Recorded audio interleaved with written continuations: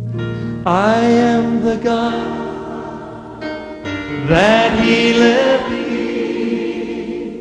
I am the Lord, your healer. I sent my word and healed your disease. I am the Lord, your healer.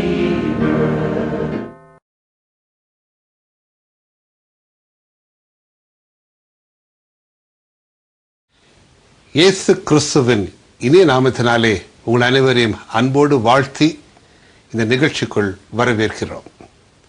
இயேசுவின் தழும்புகளால் நிகழ்ச்சியின் மூலமாக உங்களை மீண்டுமாக சந்திப்பதிலே பெரும் மகிழ்ச்சி அடைகிறோம்.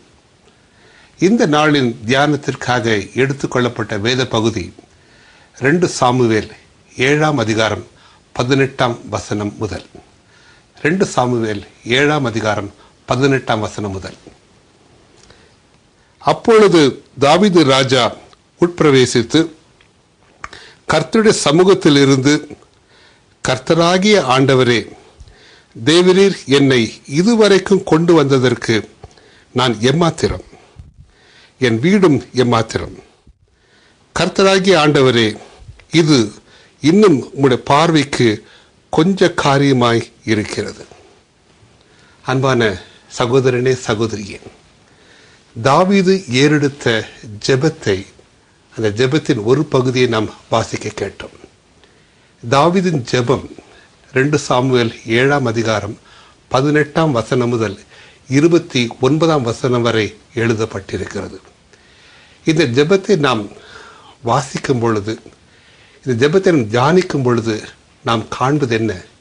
தாவீது கர்த்தர் மீது வைத்திருந்த அன்பு, அவனுடைய நன்றி அறிதலான இருதயம், கர்த்தருக்கு முன்பாக அவனுடைய தாழ்மை, கர்த்தருடைய வாக்குத்தத்தங்கள் மீது அவன் வைத்திருந்த ஒரு விசுவாசம், கர்த்தருக்கு முன்பாக அவன் தன்னை அர்ப்பணித்த அந்த பூரணமான அர்ப்பணிப்பு, இதைத்தான் நாம் இந்த ஜெபத்தில் நாம் வாசிக்கிறோம்.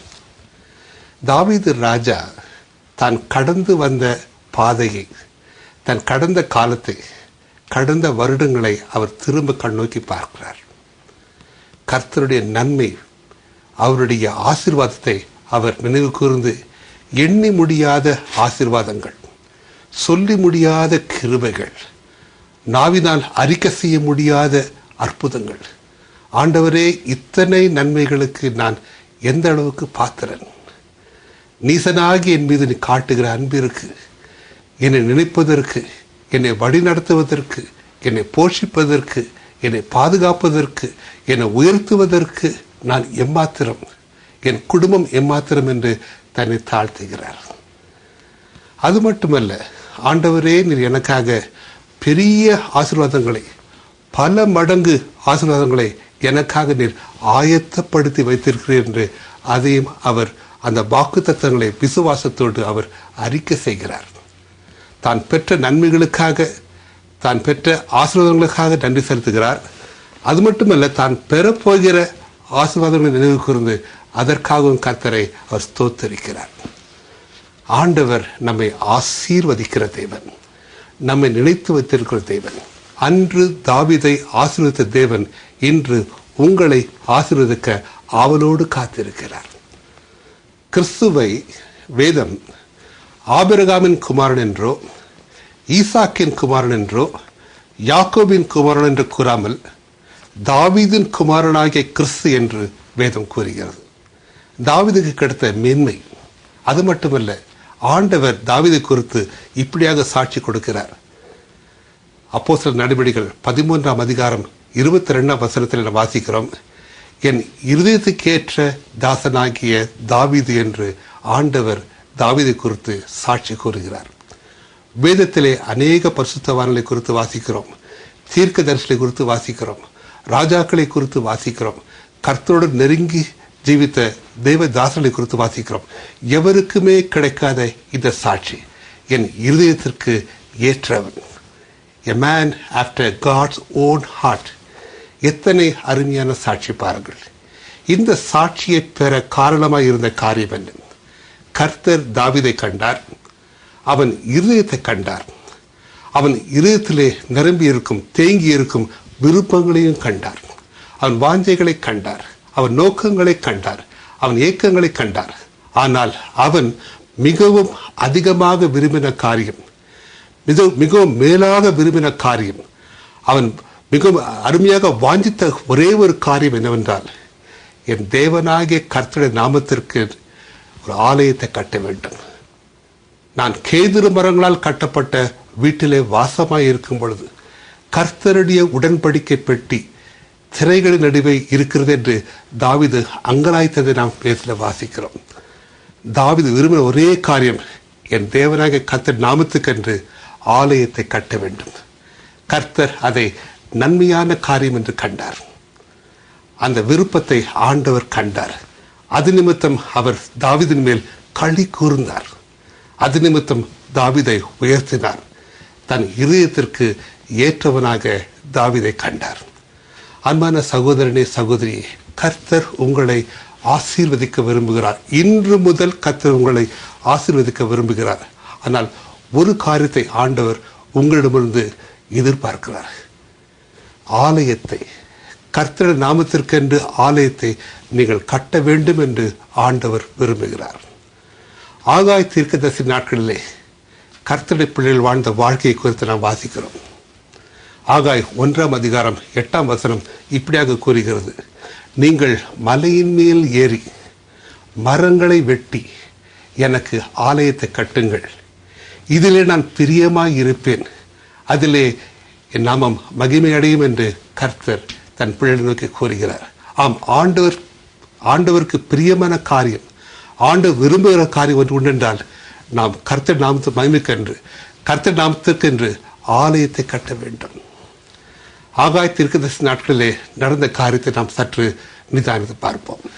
ஆகாய் தீர்க்கதரிசி நாட்களிலே கர்த்தருடைய பிள்ளைகள், கர்த்தரால் தெரிந்து கொள்ளப்பட்ட பிள்ளைகள் வாழ்ந்த வாழ்க்கை எப்படி?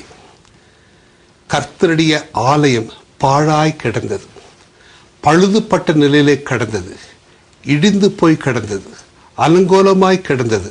ஆனால் அவர்களோ அதை அசட்டை செய்தார்கள். கர்த்தருடைய ஆலயத்தை அற்பமாய் எண்ணினார்கள். சுயநலத்தோடு அவர்கள் உலக பிரகாரமாக வாழ்ந்து வந்தார்கள். தங்களுடைய வீட்டிலே வசதியாக வாழ்ந்து கொண்டு தங்களுடைய வருமானத்தை பெருக்க வேண்டும், தங்கள் சம்பாத்தியத்தை பெருக்க வேண்டும் ஒரே நோக்கத்தோடு உலக சிந்தியோடு தேவனை மறந்தார்கள். கர்த்தருடைய ஆலயத்தை புறக்கணித்தார்கள், அசட்டை செய்தார்கள். கர்த்தருடைய நியாய தீர்ப்பு அவருக்கு நேராக கடந்து வந்தது. வேதம் இப்படியாக கூறுகிறது, ஒவ்வொருவனும் பொத்தலான பையிலே போடுகிறவனாக சம்பாதிக்கிறான் என்று கூறுகிறது. அந்நாட்களிலே கர்த்தருடைய பிள்ளைகள் மத்தியிலே வறட்சி, தரித்திரம், பல தேவைகள் அதிகமாக எதிர்பார்த்தும் கொஞ்சம்தான் கிடைத்தது. கிடைத்த அந்த கொஞ்சம் ஊதியத்தையும் வீட்டுக்கு கொண்டு வரும் பொழுது அந்த ஊதியத்தை கர்த்தர் ஊதி போட்டார் என்று வேதம் கூறுகிறது. எத்தனை பரிதாபம் பாருங்கள். உழைத்து பாடுபட்டு உழைத்து உழைத்து உழைத்து வருமானத்தை கொண்டு வந்தாலும் அந்த வருமானம் பொத்தலான பையிலே போடப்பட்டது. காரணம் என்ன? அவருடைய வாழ்க்கையிலே காணப்பட்ட பொத்தல்கள். அது நிமித்தம் அவர் எவ்வளவு முயற்சி செய்தாலும், எவ்வளவு உழைத்தாலும், எவ்வளவு சம்பாதித்தாலும் பற்றாக்குறை, வறட்சி, தரித்திரம். இதற்கு ஒரே காரணம் என்னவென்றால், பாழாய் கிடந்த தேவனுடைய ஆலயத்தை அவர்கள் புறக்கணித்தார்கள். தேவனுடைய நியாய தீர்ப்பு அவர்கள் நேராக கடந்து வந்தது. ஆகாய் தீர்க்கதரிசி மூலமாக தேவனுடைய எச்சரிப்பு அவர்கள் நோக்கி கடந்து வந்தது. அப்பொழுது மனம் திரும்பி அவர்கள் கர்த்தருடைய ஆலயத்தை புதுப்பிக்கும்படியாக கட்டத் துவங்கினார்கள். கட்டத் துவங்கின மாத்திரத்திலேயே கர்த்தருடைய ஆசீர்வாதம் அவர்கள் நோக்கி கடந்து வந்தது. கர்த்தர் அவர்களுக்கு என்ன கூறினார்?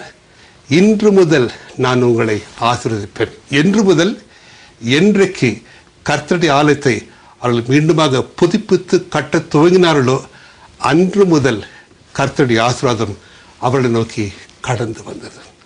இந்த நிகழ்ச்சியை பார்த்து கொண்டிருக்கும் அன்பான சகோதரனே, சகோதரியே, உங்கள் வாழ்க்கையில் வறட்சியா, தரித்திரமா, தேவையா, எவ்வளவு உழைத்தும் பற்றவில்லையா, பற்றாக்குறையா? இதற்கு காரணம் என்ன? எவ்வளவு உழைத்தாலும் எவ்வளவு சம்பாதித்தாலும் நிறைவு இல்லை, குறை. ஏன்? உங்கள் வழிகளை சிந்தித்து பாருங்கள், உங்கள் வாழ்க்கையை சிந்தித்து பாருங்கள். உங்கள் இதயத்தை